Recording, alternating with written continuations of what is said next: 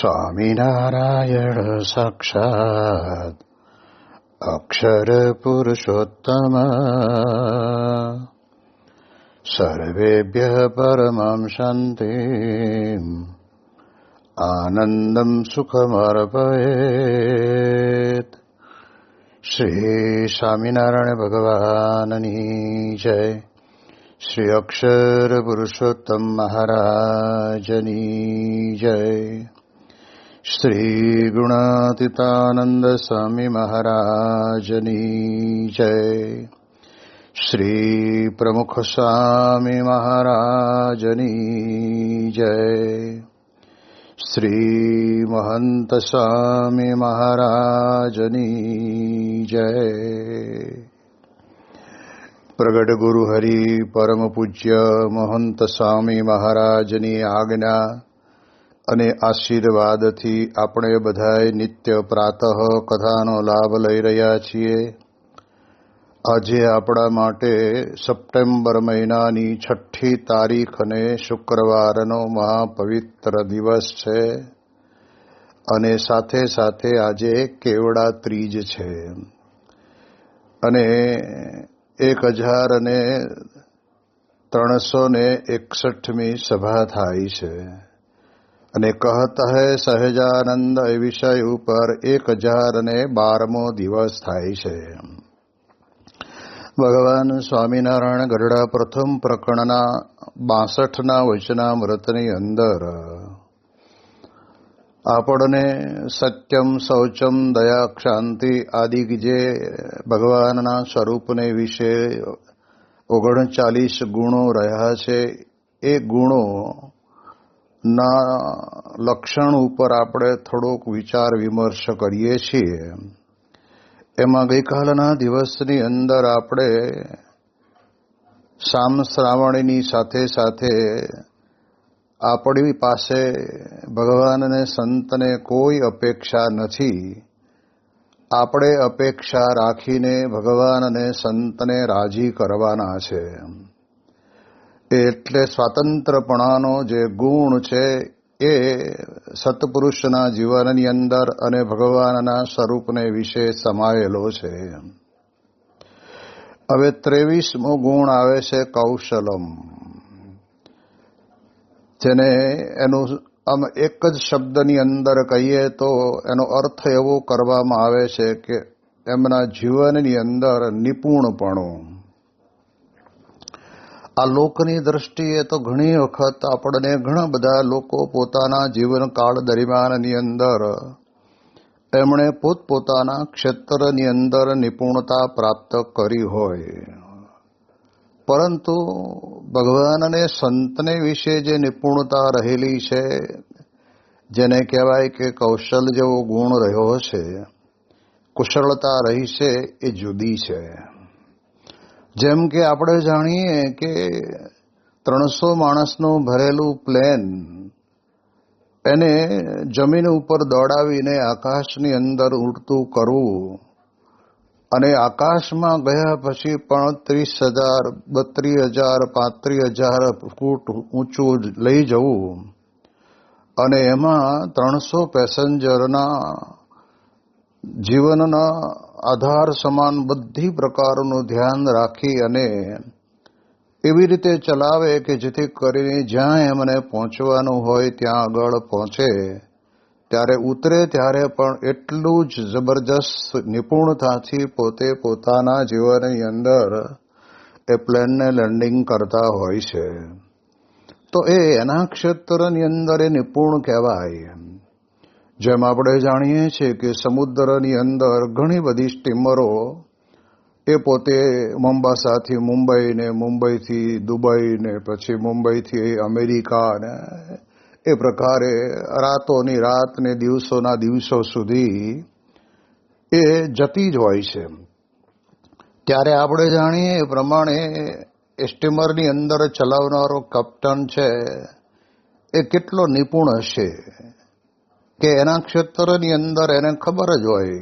અમે જ્યારે 1999ની અંદર પ્રમુખ સ્વામી મહારાજની સાથે આફ્રિકા ગયા ત્યારે તે વખતના સમયની અંદર મોમ્બાસાથી મારે દારે સલામ જવાનું હતું અને સ્વામી બાપાએ એવો વિચાર કર્યો કે સંતો બધા પ્લેનમાં તો બેઠા છે પણ એમને સ્ટીમરની અંદર પણ બેસાડીએ એટલે સવારે નીકળીએ તો રાતના ત્યાં આગળ પહોંચી જવાય.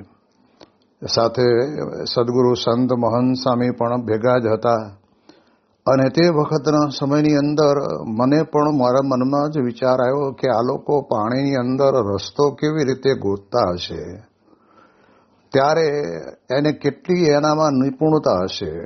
એટલે મારી સાથે ઋષિજીવન સ્વામી હતા, એમને સ્વાહિલી આવડે, એટલે મેં એમને પ્રશ્ન પૂછ્યો. મને કે હાલો ને આપણે 2 જણા કેપ્ટન પાસે જ જઈએ કે.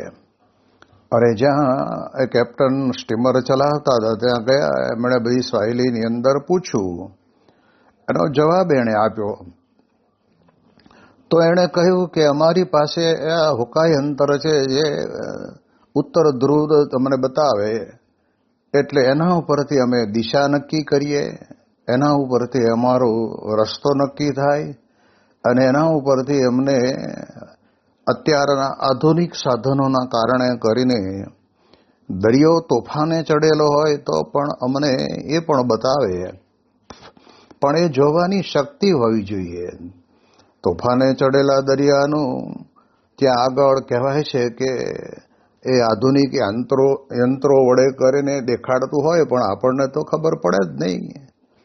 એટલે આ લોકની અંદર આપણે જાણીએ એ પ્રમાણે કેટલા બધા કુશળ હોય છે, જેને આપણે જાણીએ કે ઈસરો દ્વારા ચંદ્રયાન જ્યારે આ ભારત તરફથી મોકલવામાં આવ્યું ત્યારે આપણને વિચાર આવે કે અહીંયા આગળ કોમ્પ્યુટર ઉપર બેઠા બેઠા એ ચંદ્રયાન કેટલી ગતિમાં જાય છે, કેવી રીતે જાય છે, જે જગ્યાએ પહોંચાડવું છે ત્યાં જાય છે, બધું જ અહીંયા આગળ બધા જ એના પાવરફુલ એન્જિનિયરો હોય એ બધા જ એની અંદર એકતા રાખી અને બધું જ જોતા રહેતા હોય.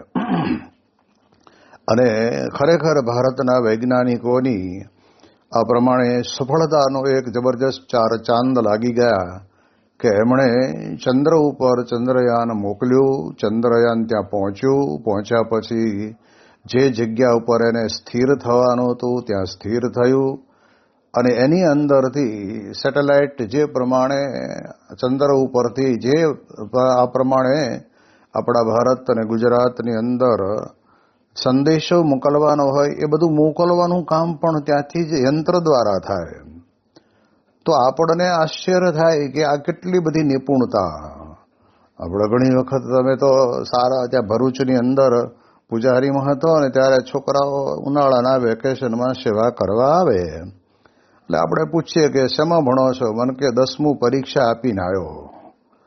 એટલે કાંઈ વધારે લાંબુ આપણે કંઈ એવું ન પૂછીએ અને સાયન્સનું પૂછીએ કે પછી કંઈ અટપટું આપણને આવડતું ન હોય તેને શું પૂછવાના, પણ ખાલી જાણવા માટે આપણે પૂછીએ કે ભાઈ 10 ને 10 કેટલા થાય? એટલે પછી થોડોક વિચાર કરીને કે 20 થાય. પછી 20 ને 7 તો ઉભા રહો સ્વામી મને ગણવા દો કે. પછી 27 બોલે, 27 ને 15 ત્યાં ગોટાળે ચડી જાય કે હવે આ તો લાંબો આંકડો આવ્યો, હવે આ કેમ ગણવા? તો એવા પણ આપણે જોઈએ છીએ કે ભણતર ભણનારા વિદ્યાર્થીઓ આ લોકની અંદર ભણતા હોય છે, એની એટલી નિપુણતા. આ લોકની અંદર આ બધા જે વૈજ્ઞાનિકોએ જે કર્યું છે ને એ તો આપણને હલાવી દે એવું છે. બુદ્ધિ આપણી આમાં કામ કરતી નથી. તો આપણે વિચાર કયો કરવાનો કે આવું બનાવનાર, જેમ દાખલા તરીકે અત્યારે સેમસંગ કંપની અને આ વિશેષ કરીને એપલ, એ 2 કંપનીના ફોન વધારે વપરાય છે. તો એ ફોનની અંદર એવું રીતે શું મૂક્યું છે એને કે વગર દોડે વગર વાયરે અને પાછું જેટલી જગ્યાએ જ્યાં એનો સાચો નંબર લગાડ્યો ત્યાં જ રિંગ વાગે. એ તો વાત પણ થાય, પણ હવે તો વોટ્સઅપની અંદર આપણને વિડીયો કોલિંગ, જે ત્યાં બેઠા બેઠા વાત કરતા હોય, જેટલા બેઠા હોય બધાને આપણે જોઈ શકીએ. આપણે ત્યાં જે બેઠા હોય એ લોકો એને જોઈ શકે. આ બધું સેકન્ડોની અંદર આ બધું થઈ જાય છે. તો એનું કારણ શું, એ કેવી રીતે કર્યું, એમાં શું મૂક્યું છે, એમાં આપણે કંઈ ઊંડો તાગ મેળવવા જશું ને તો આપણને કાંઈ સમજણ પડવાની નથી. એટલે આ લોકની નિપુણતા તો તમે જોવો તો કેવી જબરજસ્ત છે. એક જણો હમણાં જ એપલનો ફોન વાપરતો હશે અને એને કોઈકને ફોન કરવો હશે એટલે એ પોતે ખાલી વોઇસમાં જ બોલ્યો અને તરત એને જે નંબર કરવાનો હતો, જે ભાઈને કરવાનો હતો એને લગાડીને એને ત્યાં રિંગ વાગતી થઈ અને હેલો બોલ્યો ને ત્યાં એને આપી દીધો. વચમાં એને કીપેડ ઉપરથી કંઈ નંબર લખવાના કે નંબરમાં મૂકવાના કે નામ કાઢવાનું કાંઈ જ નહીં. હવે આપણે જાણીએ તો આ કેટલી બધી અંદર સિસ્ટમ ડેવલપ કરેલી છે. તો એ કરનાર જે કંઈ હશે એને કેટલું બધું જબરદસ્ત જ્ઞાન હશે. એટલે આપણે જાણીએ છીએ કે એની અંદર કેટલું ઊંડાણપૂર્વકનું છે.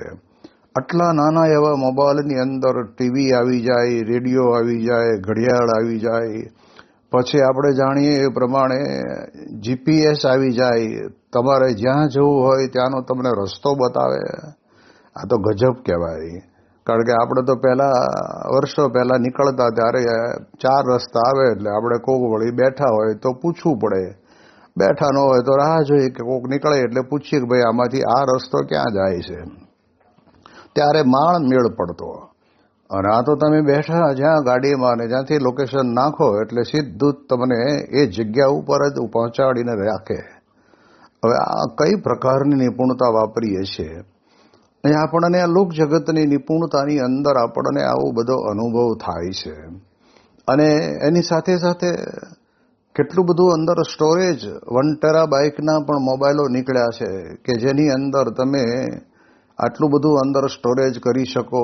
એમાં જુદી જુદી એપ્લિકેશન દ્વારા તમે એને ઉપયોગ પણ કરી શકો.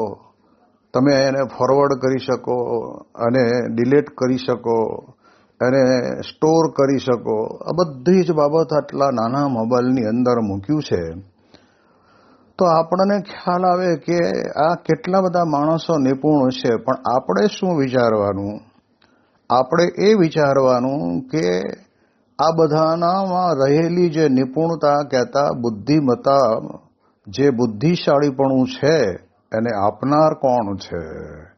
કેમ આપણને નથી અને એની પાસે છે?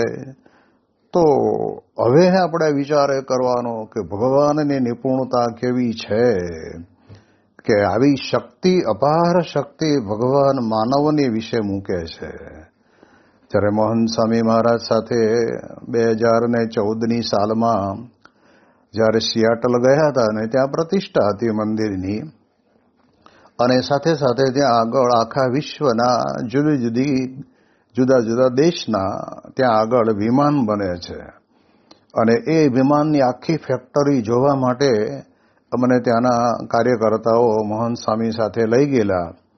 અને ત્યારે તે વખતે જોયું ત્યારે આપણને લાગે કે આ એનું સ્ટ્રક્ચર, પ્લેનની અંદર જે એની જેને કહેવાય ને કે બોડી હોય ને, નીચેનું સ્ટ્રક્ચર, એ કેટલું બધું હેવી હોય છે.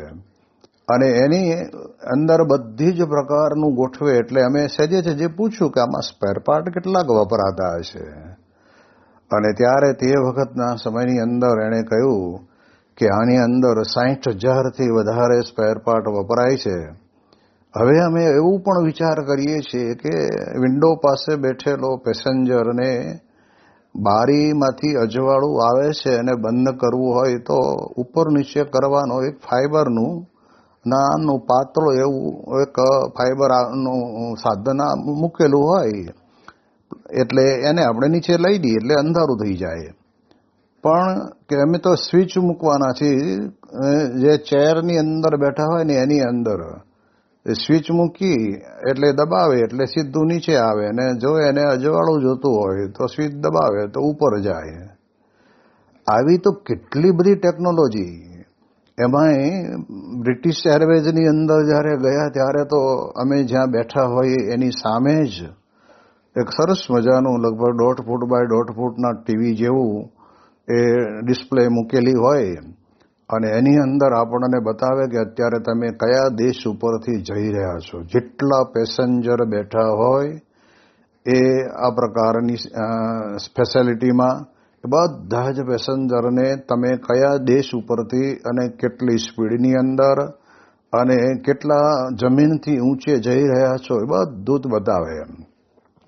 હવે બતાવે તો ખરું, પણ આપણને તો અંગ્રેજી આવડે નહીં અને આપણે તો જોવાનું કે આ જાય છે બસ. આપણને એટલી જ ખબર પડે. પણ જે ભણેલા ગણેલા આજના યુવાનો જે હોય એને જરૂર ખબર પડે કે આજ ક્યાં જઈ રહ્યું છે. જેમ પ્રમુખ સ્વામી મહારાજ પોતે જ્યારે અમદાવાદથી જેને કહેવાય અમેરિકા આવવા માટે પ્લેનની અંદર બેઠા અને એ પ્લેન જ્યારે ટેકઓફ થયું અને આકાશમાં ઉડતો થયું ત્યારથી અમેરિકાના કેટલા બધા યુવાનોના મોબાઈલની અંદર બાપાનું પ્લેન કેટલે પહોંચ્યું, કેટલી સ્પીડમાં આવે છે, પછી જ્યાં વચ્ચે કોઈ સેન્ટરની અંદર પેટ્રોલ પુરાવા માટે ઊભું રહ્યું, બધું જ પ્લેન એ મોબાઈલમાં બતાવે.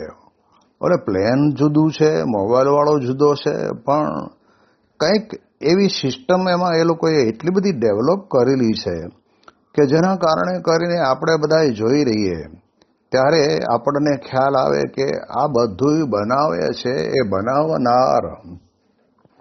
બનાવનાર વ્યક્તિની અંદર ભગવાને જે નિપુણતા મૂકી છે ને એ તો એમની પાસે હોય તો મૂકે ને, આપણી પાસે હોય તો આપણે મૂકીએ. આપણે દાખલા તરીકે સાયન્સના કોઈ પ્રોફેસર પાસે આપણે ટ્યુશન ક્લાસ લેતા હોય ને ભણતા હોય તો આપણને એ ભણ્યા હોય તો આપણને ભણાવે.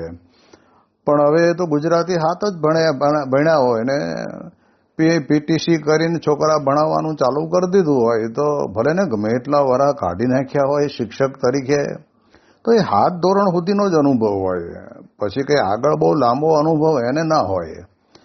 એટલે એમ આપણે જાણીએ છીએ એમ સ્વામી કહે છે કે આ ભગવાનમાં જે નિપુણતા રહી છે એ નિપુણતા કેવી, તો આપણે પણ વિચાર કરીએ તો સદગુરુ સંત સ્વામી પોતે વાત કરીને કહેતા કે પિંડેશો બ્રહ્માંડ, એટલે આ પિંડની અંદર જેટલું છે એટલું બ્રહ્માંડમાં છે અને બ્રહ્માંડમાં જેટલું છે એટલું પિંડમાં છે.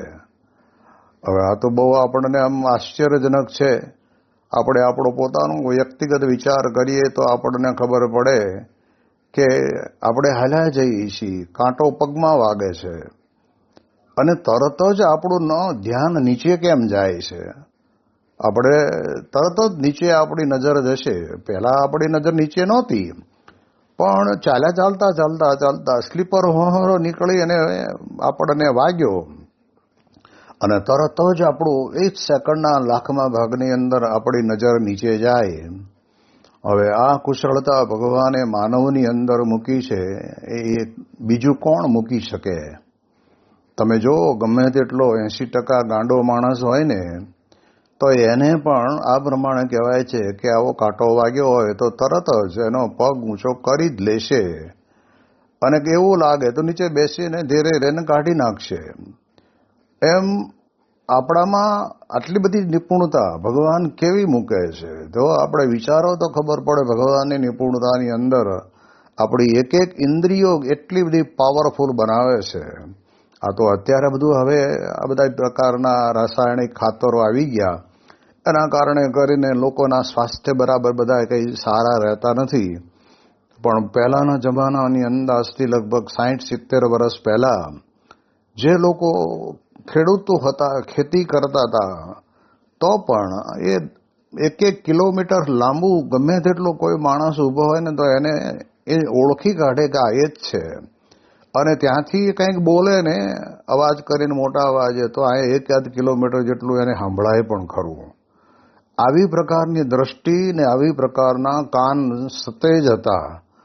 હવે તો કાનમાં મશીન પહેર્યું હોય તો તે બીજો ઘરર અવાજ આવ્યા જ કરતો હોય ને એમાં ખબર નહીં આટલા બધા બોલે છે એમાં કોણે શું કીધું ખબર ના પડે. એટલે આપણે જાણીએ છીએ કે જે ભગવાને મૂકેલી એમની પોતાની નિપુણતાના દર્શન થાય છે. આ બધા જ ઇલેક્ટ્રોનિક સાધનોને આપણે જ્યારે વાપરીએ છીએ ત્યારે એની અંદર એ જે બનાવનાર વ્યક્તિમાં ભગવાનની મૂકેલી નિપુણતા કામ કરે છે. બાકી તમે એમ માનો છો કે આ બધું શીખે આવડી જવાનું? હા, શીખવા માટે પ્રયત્ન કરે અને જો એ કક્ષાનું એનું મગજનું લેવલ હોય તો કદાચ એ થોડો ઘણો આગળ જઈ શકે.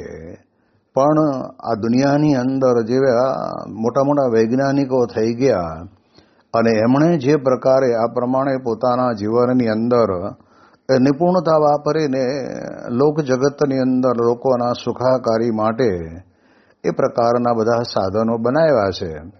તો એને આપણે જોઈએ છીએ. પૂજ્ય ડૉક્ટર સ્વામી ઘણી વખત વાત કરે છે ને કે પહેલાના સમયની અંદર તો રિસીવર વાળા ખાલી ફોન આવતા, એટલે મોટું ડબલું હોય ને એની ઉપર રિસીવર ઊંધું વાળવાનું. આપણે અડીએ ને એટલે તરત જ એક્સચેન્જની અંદર આપણો નંબર દેખાય ને અને પૂછે કે તમારે ક્યાં કોલ જોડવો છે. એટલે આપણે કહીએ કે ભાઈ અહીં અમારે અહીંયાથી અમદાવાદ કોલ જોડવો છે, અમદાવાદનો નંબર આપણે આપીએ. એટલે એ લખી લે ને પછી કહે કે તમે મૂકી દો, લાગે એટલે તમને આપું છું. પહેલાં આવી સિસ્ટમ હતી. અને લાગે કદાચ તો એનો એંગેજ આવે તો થોડી વાર પછી આપણને કહે. પણ પછી તો જે ડાયલવાળા નંબર આવ્યા, જાતે જ તમે લગાવી શકો. એની અંદરથી પાછા એકલા રિસીવરની અંદર નંબરનું કીપેડ આવી જાય એવા ફોન આવ્યા. કેટલી બધી સિસ્ટમ ડેવલપ થતી ગઈ. ત્યાં લંડનની અંદર 1985ની સાલમાં અમે બાપાની જોડે ગયેલા, ત્યારે ત્યાંના મંદિરના ચેરમેન, જે લંડન સત્સંગ મંડળના ચેરમેન, એમની ઓફિસની અંદર એક ટેલિફોન હતો જે રિસીવર વાળો હતો, પણ એની અંદર ઉપર ડિસ્પ્લે ઉપર કાગળથી લખેલું હતું કે બોમ્બે મંદિર કે પછી ગોંડલ મંદિર કે સારંગપુર મંદિર કે, અને એ બટન દબાવે એટલે સીધો ત્યાં જ જાય. આ તો 1985ની વાત કરું છું. તો હવે માણસે એમાં શું કર્યું તો આપણને ખ્યાલ આવે કે કેટલી બધી જબરદસ્ત નિપુણતા મહારાજ ભગવાન સ્વયં પોતામાં રહેલી છે. એવી નિપુણતા આ બધાના જીવનની અંદર ભગવાને મૂકી અને એના કારણે કરીને આ બધા જ યાંત્રિક અને યંત્રો બધા આપણે કરીએ છીએ. ડૉક્ટર સ્વામી બીજી પણ વાત કરતા કે પહેલાં આપણી ઘડિયાળો આવતી તો રોજ ચાવી દેવાની, અને ચાવી દેવાનું જો કદાચ થોડો મોડું થાય તો ઘડિયાળ ઊભી રહી હોય, અને પછી પાછું ફરી ચાવી દેવાની, ટાઈમ મેળવીને મૂકવાનું. કટક કટક કટક કટક લોલક હાલતું હોય ને એ પ્રમાણે તે વખતે ઘડિયાળની અંદર આપણે ટાઈમ જોતા. પછી ડંકાવાળી ઘડિયાળ આવી, પછી એના પછી તો પાવર ને સેલવાળી આવી. તમારે 12 મહિના સુધી કશું ચિંતા જ નહીં, ચાલ્યા જ કરે. અને લોકો કાંડા ઉપર પહેરતા હતા એ ઘડિયાળ, પણ ઘણી વખત તો મોગરો બહાર કાઢીને ચાવી દેવાની હોય, પણ મોગરો બહાર કાઢવામાં થોડોક કંઈક ઉતાવળ થઈ જાય ને આખો બહાર નીકળી જાય. એટલે ઓલા કાંટા અંદર નાનો સેકન્ડ કાંટો ને મિનિટ કાંટો અને કલાકનો કાંટો અંદર ત્રણેય જણા કાચની કેબિનમાં રમતા હોય એવું થઈ જાય. એટલે આ બધું પહેલાના જમાનાના સાધનો એવા હતા. પણ 1985ની સાલની વાત કરું છું. લંડનમાં અમે ગયા ત્યારે તે વખતે એક હરિભગત મળ્યા અને એમના કાંડા ઉપર ઘડિયાળ હતી. એટલે મેં એને પ્રશ્ન પૂછ્યો, મેં કહ્યું તમારા ઘડિયાળને ચાવી આપવી પડે નહીં? મને કે ના ના, ચાવી આપવાનું કોઈ સાધન જ નથી, એ વ્યવસ્થા જ નથી આમાં. મેં કહ્યું કેમ? તો કે મારો હાથ 24 કલાકની અંદર એક વખત હલે, એમાં 24 કલાકની ચાવી અંદર પડી જાય, અને બીજી વખત હલે એટલે જેટલી બાકી હોય એ પાછી ફરી ભરાઈ જાય. એટલે મેં ઘડિયાળ પહેરી હોય તો 24 કલાક સુધી મારે એની ચિંતા જ નહીં.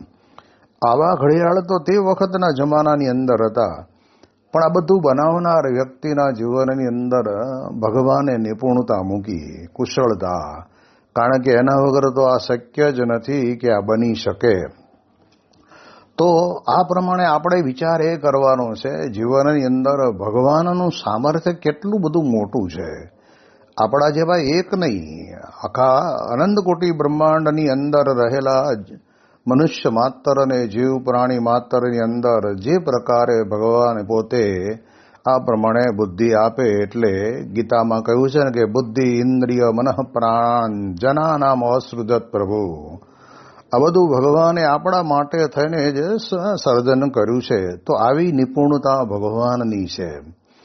તો હવે આપણે એવા ભગવાનને ભજવાના પડ્યા મૂકીને લોક જગતની અંદર કાંઈ નહીં, પોતપોતાની નિપુણતા વડે કરીને, કળા વડે કરીને, સંગીત ક્ષેત્ર હોય કે પછી ક્રિકેટ જગતનું ક્ષેત્ર હોય કે પછી વોલીબોલ કે ફૂટબોલનું ક્ષેત્ર હોય કે પછી હોકી રમવાના ક્ષેત્ર હોય, આ બધાની અંદર દરેક વ્યક્તિ પોતાનામાં જેટલી ચપળતા, પોતાનામાં જેટલી નિપુણતા રહી હોય, અને એમાં પણ હવે મુદ્દો મહત્વનો સમજવાનો એ છે કે એ જે તે દેશનો ખેલાડી હોય અને એને જીતાડે છે, એની અંદર પણ એમાં ભગવાન જ પોતે રહીને કાર્ય કરે છે. તો એક સામાન્ય નાની ભૂલના કારણે કરીને અને છેલ્લું એક જ રન બાકી હોય અને તે વખતે એમ થાય કે હવે ગયા. પણ જો એમને ભારતને જીતાડવું હોય તો જે ખેલાડી હોય ને એને એક જ રન બાકી રહ્યો હોય અને પછી જે ત્યારે બોલિંગ આવે અને એને જે જોરથી કચકચાવીને મારવાનો વિચાર એના જીવનની અંદર ઊભો થાય ને, એ પણ ભગવાનની ઈચ્છા હોય તો જ થાય. બાકી હરહરી ગયો હોય માણસ, એને મનમાં વિચાર ન આવે કે હવે પતી ગયું, હવે એકદમ ઢીલો થઈ જાય, પછી નર્વસ થઈ જાય કે મારું હવે હાથમાંથી ગયો ખેલ. પણ એને જે આવા બોલનો વિચાર આવે છે એ ભગવાન આપે, અને પછી એમ કે ના ના આ વખતે તો જે થવું હોય થાય, જવા જ દેવું છે. અને ત્યાં તો એક રનને બદલે એ છગ્ગો મારે ને એટલે આખું તમારી બાજી પલટાઈ જાય. તો રમનારા ખેલાડીઓના જીવનની અંદર પણ આવી પ્રકારની શક્તિ, આ પ્રકારનો વિચાર, આ પ્રકારે કરવું, એ વખતે એવું એને યાદ આવે, એ બધું ભગવાન કરે છે. આ ખરેખર ભગવાનનો મહિમા સમજવો હોય ને તો આ બધા ક્ષેત્રોની અંદરથી એમનામાં આપણે વિચાર કરીએ ને તો પણ આપણને ખબર પડે. એટલે એ દ્રષ્ટિએ કરીને આપણે આપણા જીવનની અંદર વિચાર કરવાનો કે જેટલી નિપુણતા ભગવાન અને સત્પુરુષને વિશે છે, અને એમને જેમનામાં જેટલી નિપુણતા મૂકવી હોય એટલી એ મૂકીને કામ કરાવે. આ તો આપણને ખબર પડે એવું છે જ નહીં. ઘણી વખત આપણે જાણીએ કે ઘણા બધા સંતો આપણા સત્સંગની અંદર એવા પણ હોય કે ભણ્યા જ ન હોય, ને તેમ છતાંય પણ એ વહીવટ એટલો બધો જબરજસ્ત સરસ કરે, અને કોઈ હરિભક્ત નારાજ ન થાય, સત્સંગી નારાજ ન થાય, અને બધાની સાથે હળી મળીને આ પ્રમાણે પોતાનું કાર્ય કરતા હોય, તો એવી નિપુણતા ભગવાને મૂકી હોય. એટલે બાકી તો ઘણી વખત કે ના હવે હું અધિકારી છું એટલે હું કહું એમ જ થવાનું છે, તમારે જે કરવું એ કરી લો. આવા પ્રકારના વિચારો આવે એની અંદર, એમનામાં એવી નિપુણતા ભગવાને મૂકી નથી. એટલે એ દ્રષ્ટિથી આપણે વિચાર કરવાનો કે ભગવાન અને સત્પુરુષના જીવનની અંદર એટલી ચપળતાનો ગુણ છે જે આપણને એમ સહેજે સહેજે ખબર પડે. ઘણી વખત ગાડીની અંદર ડ્રાઈવરો આમ બરાબર ચલાવતા જ હોય, પણ સામેવાળો એવો આંખું મીચીને આવતો હોય ને તો એ વખતે એને ખબર પડી જાય અને ધીરે એને કાવો મારીને ગાડી સાઈડમાં લઈને ઓલી બાજુ રોડ ઉપર લઈ લે. તો એ લઈ લેવાનો જે વિચાર આવે છે ને, એ વિચાર પણ ભગવાન જ મોકલે છે કે હવે તારા તો મગજની અંદર તું કેટલું જબરજસ્ત કામ આ આપણું મગજ કામ કરે છે.